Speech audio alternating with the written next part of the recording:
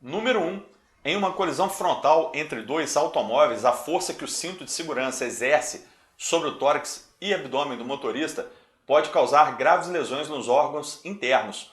Pensando na segurança do seu produto, um fabricante de automóveis realizou testes em 5 modelos diferentes de cinto. Os testes simularam uma colisão de 0,30 segundo de duração e os bonecos que representavam os ocupantes foram equipados com acelerômetros. Esse equipamento registra o módulo da desaceleração do boneco em função do tempo. Os parâmetros, como massa dos bonecos, dimensões dos cintos e velocidade imediatamente antes e após o impacto, foram os mesmos para todos os testes. O resultado final obtido está no gráfico de aceleração por tempo. Qual modelo de cinto oferece menor risco de lesão interna ao motorista? Pessoal, antes de mostrar a solução do exercício, vamos pensar juntos. Imagina um carro a 100 km por hora numa colisão frontal e após a colisão a velocidade final dele 0 km por hora, ou seja, repouso. Todo o carro e os objetos dentro dele, se estiverem soltos, eles têm a mesma velocidade inicial e a mesma velocidade final, todo mundo junto, ok? Então tá, o cinto de segurança, no início da colisão, o motorista ligado a esse cinto estava 100 km por hora. Após a colisão, ele estará a 0. Então, durante o desenvolvimento ali da colisão, a velocidade do motorista também foi de 100 até 0. O cinto, ele tem uma ideia principal: fazer pouca força sobre o motorista durante um intervalo de tempo maior. Por quê? Vamos ver se você lembra da equação do impulso. Impulso é força vezes tempo. Se um determinado impulso for aplicado e a sua ideia é frear um objeto, frear uma pessoa, sem machucar muito essa pessoa, é interessante que a força que produz esse impulso seja pequena e atuando durante um grande intervalo de tempo.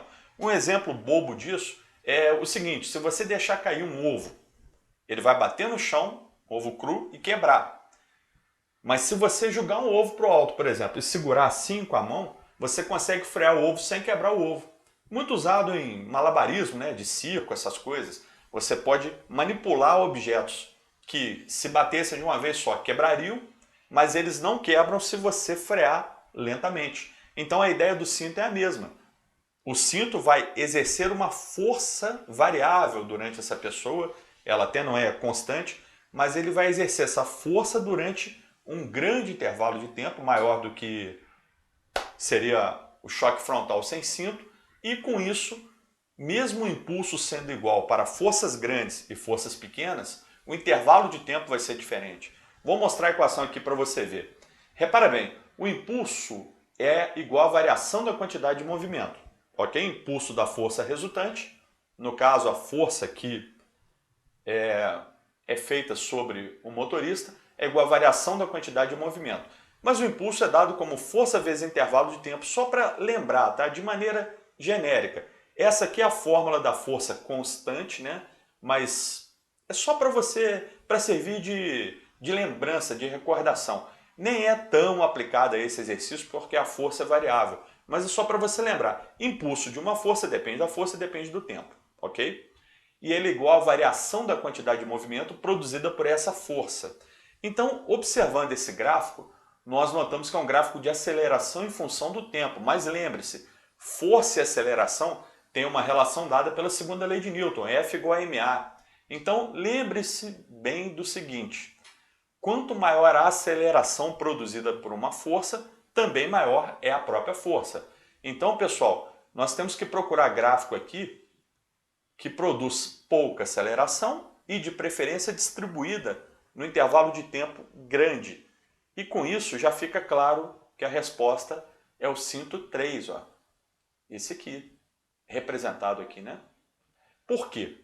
Porque a força produzida pelo cinto 3 sobre o motorista, ela atua no intervalo de tempo maior e, por isso, consequentemente, a força é menor. Mas como eu posso concluir isso? Posso concluir da seguinte maneira: genericamente, todas as forças dos possíveis cintos produzirão a mesma quantidade, a mesma variação de quantidade de movimento. Então, aquela força que atuar durante mais tempo e com módulo menor é a força mais segura para o motorista. Então, ó, a força relacionada com o cinto 3 atua mais tempo, você pode olhar aqui, e ela mesma possuirá um módulo menor porque a aceleração que ela produz no motorista é uma aceleração pequena, menor do que a dos outros gráficos. Se você colocasse um gráfico, ó, premonição para o próximo Enem, hein? O gráfico da força em função do tempo, ó, tá aqui, premonição, quem sabe vem, né? Olha aí, força em função do tempo. Digamos que essas áreas aqui sejam iguais. Analisando esses dois gráficos, considerando a 1 e a 2, tá? Qual seria a força menos perigosa para um motorista? A força F2. Por quê? Porque ela atuou durante um grande intervalo de tempo, a formulinha é F ΔT, e, portanto, como isso aqui é um produto, se esse segundo fator for grande, o primeiro fator será pequeno. Por quê? Porque considere que as duas forças produzirão o mesmo resultado, que é a mesma variação da quantidade de movimento. Portanto, aquela que atuar durante mais tempo terá módulo menor para a força e com isso machucará menos a pessoa. Então, ó, esse gráfico aqui de força, ó, uma premonição para o próximo Enem. Dá uma olhada nisso, tá? Então, duas forças que produzem a mesma variação de quantidade de movimento, elas podem ter grande intensidade ou pequena intensidade. A que terá pequena intensidade é aquela que atua durante mais tempo. Exercício número 2. Uma partícula de massa 8 kg desloca-se em uma trajetória retilínea quando lhe é aplicada, no sentido do movimento, uma força resultante de intensidade 20 newtons.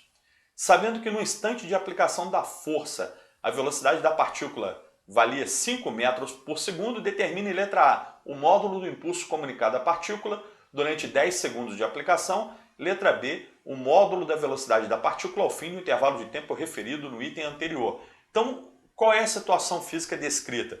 Existe um móvel a 5 metros por segundo, uma força aplicada a favor da velocidade desse móvel. E aí essa velocidade vai aumentar. Portanto, essa força vai produzir um impulso. E esse impulso é calculado na letra A. Olha lá. Impulso. Considerando essa aí a força resultante vezes intervalo de tempo.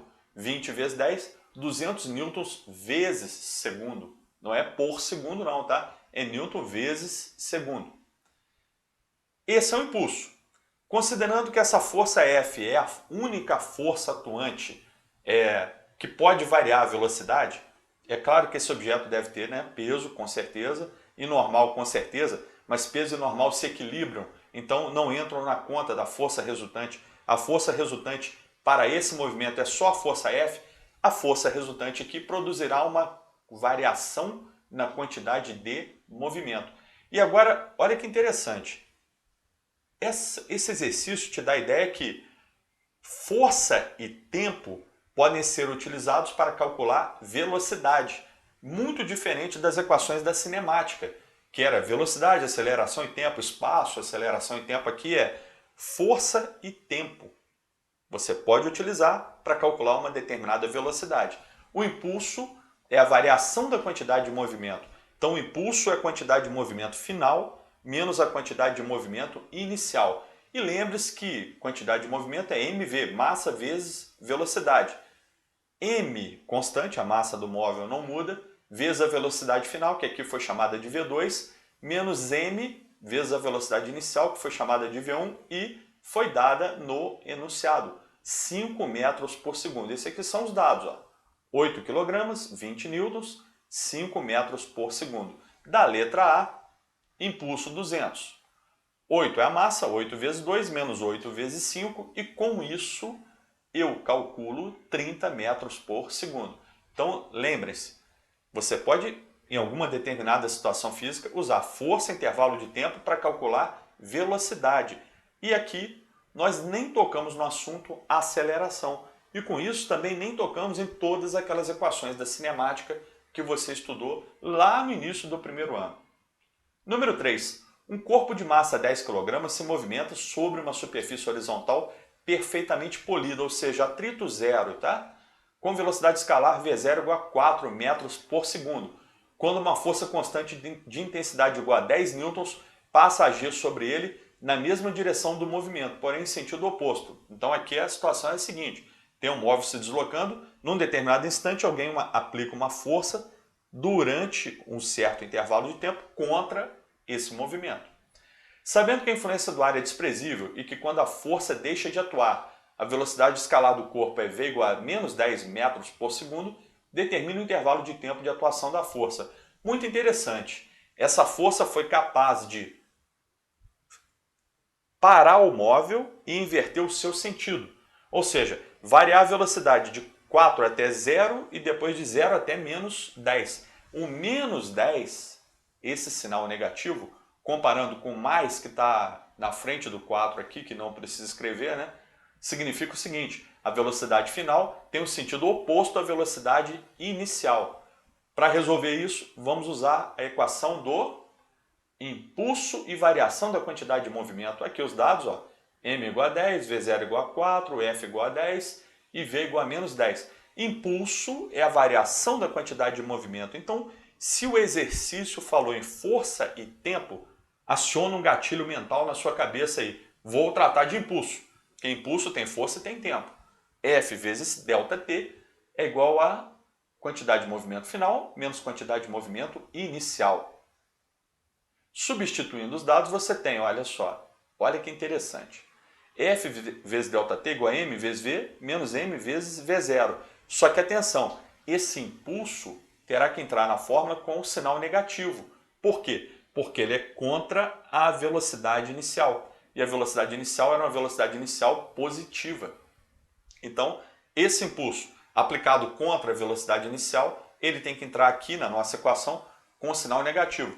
Você poderia perguntar, mas espera aí, a fórmula não tem sinal negativo. Não tem. É uma interpretação cinemática do exercício.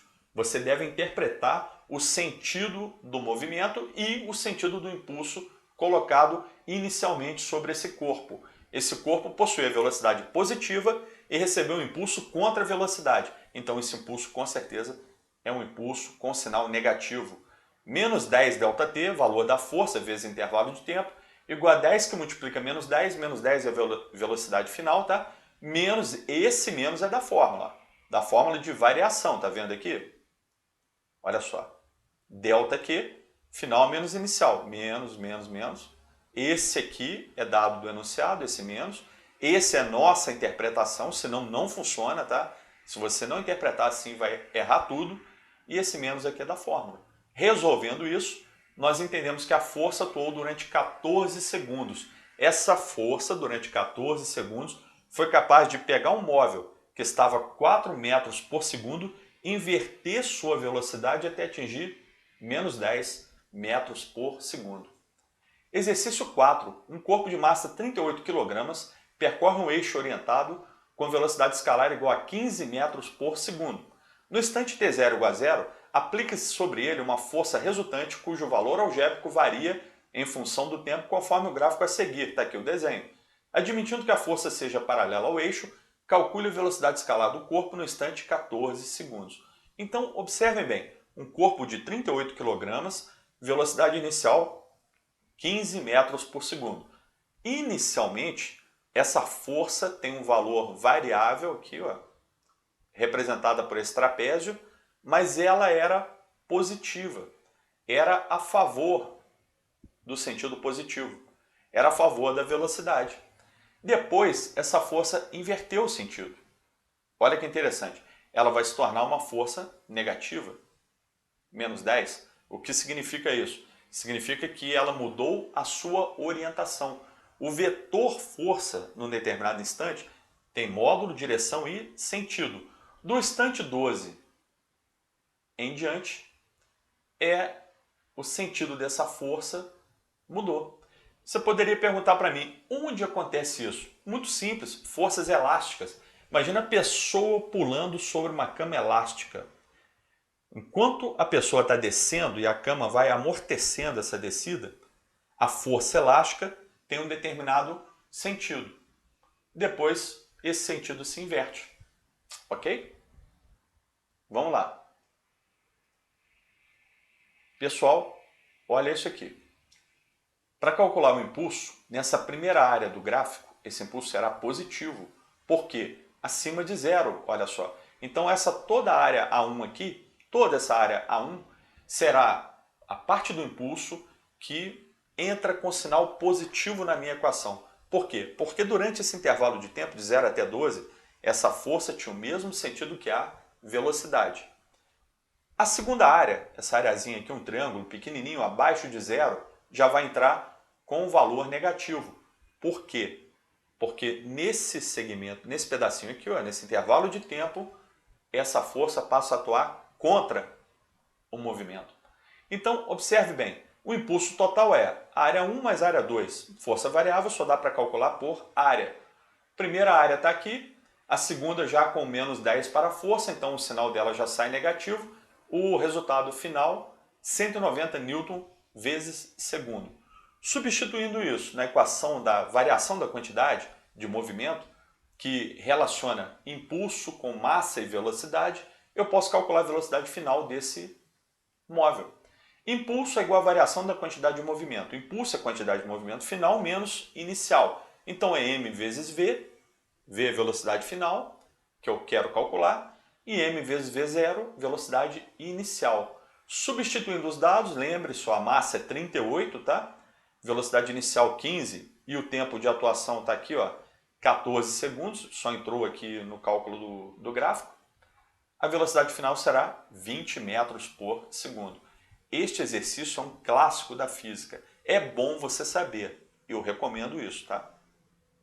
Número 5. Uma partícula de massa igual a 2 kg, inicialmente em repouso sobre o solo, é puxada verticalmente para cima por uma força constante de intensidade 30 newtons durante 3 segundos. Adotando G igual a 10 e desprezando a resistência do ar, calcule a intensidade da velocidade da partícula no fim do citado intervalo de tempo. Então olha que interessante. Você tem uma partícula de 2 kg. Ela é puxada para cima com uma força de 30 newtons. Porém, essa força não é a única força atuando na situação do exercício. Temos também o peso. Então aqui, claramente, a nossa ideia é calcular uma força resultante. Poderia calcular F menos P. Ou pode resolver usando o teorema do impulso. Vamos ver aqui. Olha só, pessoal. Vamos resolver direto pelo teorema do impulso. Ó, aqui são os dados, tá? Massa 2 kg, força 30 newtons, intervalo de tempo 3 segundos, gravidade igual a 10. E lembre-se, o teorema do impulso diz o seguinte: o impulso da força resultante é igual à variação da quantidade de movimento que ela produz. Mas observem bem, o impulso de uma força resultante, ele pode ser interpretado como o impulso, como a resultante dos impulsos de cada força que atuam naquele determinado exemplo ou situação. Então imagina aqui, orientando o eixo verticalmente para cima, porque batendo o olho no exercício aqui já dá para saber que a força F é maior do que a força peso e por isso esse objeto sobe. Olha só, o impulso da força resultante pode ser calculado como o impulso de F menos o impulso de P. Impulso da força F vezes intervalo de tempo. Impulso da força P, força peso, que é mg, vezes intervalo de tempo. Por que esse impulso entrou com sinal negativo? Porque ele não ajuda o aumento da velocidade. Ele atua contra a força F. Então ele entra na orientação negativa da trajetória. Ou seja, o impulso da força peso é o impulso contra o movimento. Ele existe, ele está ali. Claro que você poderia calcular a força resultante e substituir aqui, como você está cansado de saber, a gente calcula lá em dinâmica, né? A força resultante seria F menos P, daria 30 menos 20, daria 10, você poderia calcular o impulso da força de 10 newtons. Eu só coloquei essa solução aqui para ficar claro que essa é uma outra maneira de resolver o mesmo exercício. O impulso da força resultante é igual a resultante dos impulsos que atuam naquela situação física. Tá? Então, o impulso de F menos o impulso de P. Substituindo todos os dados, você vai ter 30 vezes 3 menos 2 vezes 10, mg, né? vezes 3 igual a 2v menos 2. 2 vezes 0. Por que 0? A velocidade inicial era 0, o objeto estava inicialmente em repouso. Então, ó, de novo, 30 vezes 3 menos 2 vezes 10 mg vezes 3 segundos, igual a massa vezes velocidade final, que é o que eu quero, menos massa vezes velocidade inicial, que era 0. Resolvendo isso, 15 metros por segundo. Galera, por hoje é só. Muito obrigado pela atenção e até a próxima aula.